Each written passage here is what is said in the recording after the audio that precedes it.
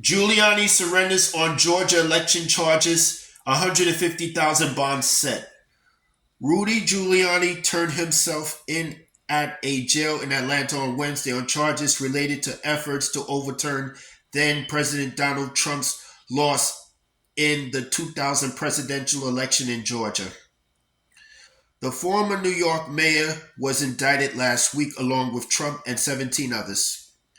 Fulton County District Attorney Fannie Willis said they participated in a wide ranging conspiracy to subvert the will of the voters after the Republican president lost to Democrat Joe Biden in November 2020. Bond was set at 150,000, second only to Trump's 200,000. Giuliani, 79, is accused of spearheading Trump's efforts to compel state lawmakers in Georgia and other closely contested states to ignore the will of voters and illegally appoint electoral college electors favorable to Trump. Georgia was one of several key states Trump lost by slim margins, prompting the Republican and his allies to proclaim without evidence that the election was rigged in favor of his Democratic rival Biden. Giuliani is charged with making false statements and soliciting false testimony, conspiring to create phony paperwork, and making state lawmakers to violate their oath of office to appoint an alternate state slate of pro-Trump electors. Leaving his apartment in New York on Wednesday morning, Giuliani said he was fighting for justice and has been since he first started representing Trump. I feel very, very good about it because I feel like I am defending the rights of all Americans as I did so many times as a United States attorney, Giuliani told reporters.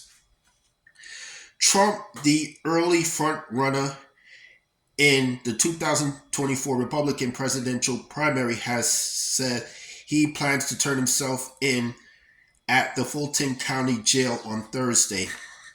He and his allies have characterized the investigation as a politically motivated and have heavily criticized District Attorney Willis, a Democrat.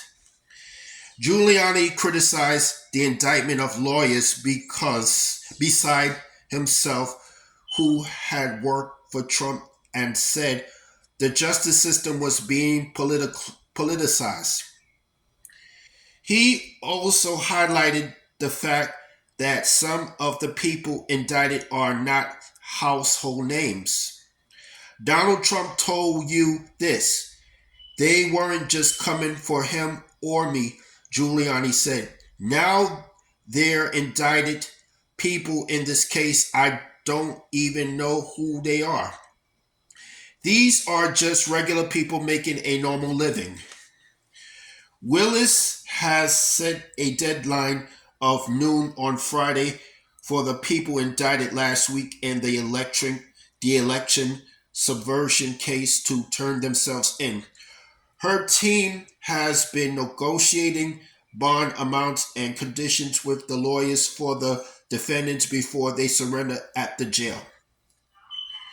$100,000 bond was set Wednesday for Trump allied lawyer Sidney Powell, one of several people accused in breach of voting equipment in rural Coffee County in South Georgia. Misty Hampton, who was the Coffee County elections director when the breach happened, had her bond set at $10,000. David Schaefer, who's a former Georgia Republican Party chair and served as one of 16 fake electors for Trump, and Kathy Latham, who's accused in the Coffee County breach and was also a fake elector, turned themselves in Wednesday morning. Also surrendering Wednesday were lawyers Ray Smith and Kenneth Chesbro, who prosecutors said helped organize the fake electors meeting at the state capitol in December 2020. Attorney John Eastman, who pushed a plan to keep Trump in power, and Scott Hall, a bail bondsman who was accused of participating in the breach of election equipment in Coffee County, turned themselves in Tuesday.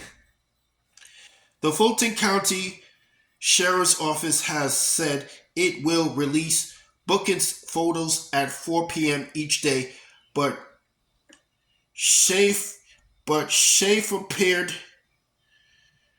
to post hissing the social media platform X, formerly known as Twitter, just after 7 a.m. Wednesday, with the message "Good morning, news, new profile picture."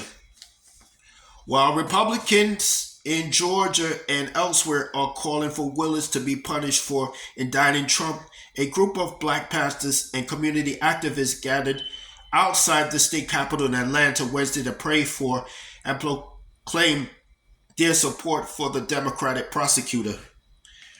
Bishop Reginald Jackson, who leads Georgia's African Methodist Episcopal churches, said that Willis is under attack as a result of her courage and determination. That's all I have to say for this video.